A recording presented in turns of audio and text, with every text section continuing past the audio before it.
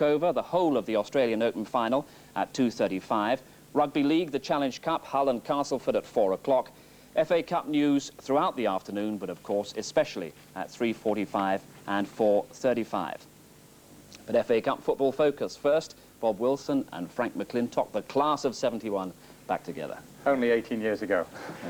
Well, we really couldn't have a better guest to talk about cup football. Frank McClintock, 4 times an FA Cup finalist, but say it softly, only once a winner. We'll talk about tomorrow's Millwall-Liverpool tie shortly, but all neutrals are hoping for further glory for the 2 non-league survivors, Sutton United and Kettering Town.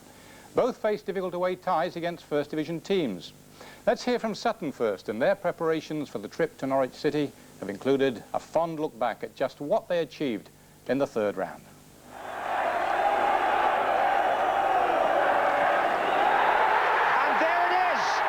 Sutton United of the GM Vauxhall Conference have put out First Division Coventry City, winners of the FA Cup themselves less than 2 years ago. Barry Williams' finest moment. And what a moment to enjoy for the fans of this Surrey side.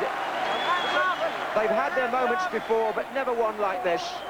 Obviously a very special day when you beat Coventry, Trevor, and every player would have his own recollections. What comes back to mind as far as you're concerned? Well, as far as I'm concerned, the save I made against Cyril Regis, where he was in about 4 or 5 yards, and he shot across the goal, and I managed to get a foot and a leg to it, and again it went away for a corner. Surprising to get a goal kick, which was happy in the end because I could get it up there the other way of the pitch. Free kick, I think it was, and it was on the right-hand side, and over sort of lofted the ball, and the centre half sort of rose about sort of 7 or 8 yards out, and he sort of headed the ball. I think it landed sort of in this roundabout of this region here, and it sort of rose up, and sort of somehow or other I just sort of lifted the ball over the bar. At that time I was absolutely exhausted, so I'm not sure how much sort of spring I had left in my legs, so I was reasonably fortunate it was coming at the right sort of height for me. Kilcline! Oh, off the line. Robin Jones, was it? The right back?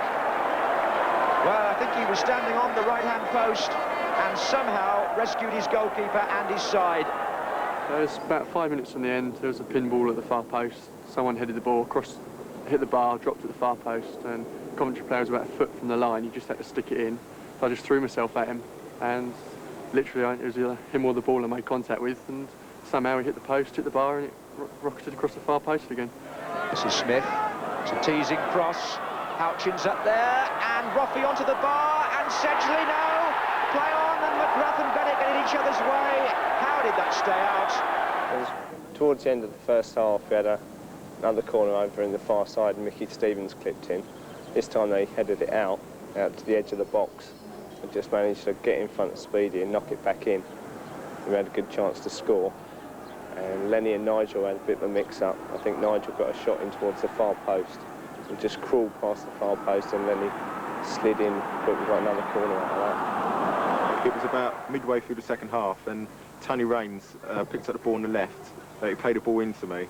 I controlled it, then I turned and played a 1-2 with Paul McKinnon, and I got the ball back. Instead of shooting with my left foot, I opted to go for my right foot, and the goalkeeper pushed it around the post for a corner. Dennis. Oh, he's through. Put there by McKinnon, and he's got Hanlon square. And Lenny Dennis went for the near post. Well, the first thing that springs to mind was the chance I had in the second half, after about half an hour, I think, when Lenny Dennis jumped for the ball with Gruzovic. The ball fell out to me on the penalty spot, and I tried to lob him, but unfortunately went over the bar. And Dennis goes in, and there's a chance for McKinnon. Our first goal, I think I just clipped the ball in and was probably as near to perfection as we can get. Nigel just got a flick on and Tony got it in. Especially pleasing for me to do that after the morning session. I'd probably kicked every ball out the ground, and so it was really a case of, like, it'll be all right on the night. And Golly, and Raines, and a goal! And what was most satisfactory to me, myself, was the fact that I was being closely marked by Kilcline and Bennett, and still managed to get my head to the ball. And to look behind and see Tony actually put the ball in the net was out as well. I think obviously the high spot was the goal, but the highlight for me was when Matthew scored. Not actually the goal, but directly afterwards I had a look at 2 of the 3 of the players, and I think it sunk in and we could actually beat them. From Mickey Stevens taking the corner there, I was free. I come from the halfway line, which nobody sees really on the telly. Just free. I had so much time to put the ball in from right on the corner here. And there it was. Matthew had an easy goal, really, for him. Well, it happened so quickly, really, that I thought I was putting the ball in the net, you know, making sure it went in. So, on the video, I'm seeing Phillips was just behind me to my right. So, obviously, left him. But it all happened so quickly that, you know, I didn't really think about that. Just sort of about scoring. Here's Dawson. Oh, and driven in! And number 11, Matthew Hanlon, followed that in.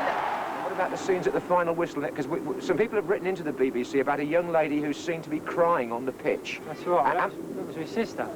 Yeah, so my mum and dad were in the main stand and they were on the other side. And I just ran across to them after the game, and of course the BBC picked up on that afterwards. But they didn't know it was my sister, so that was why she was crying anyway. Over the moon about, I suppose. Having seen this ground empty for so many, many years, I think the most pertinent memory is seeing the ground packed to capacity and the atmosphere that generated. All around the ground, the touch lines, everybody was here, enjoying themselves, happy smiles. It was a sunny day.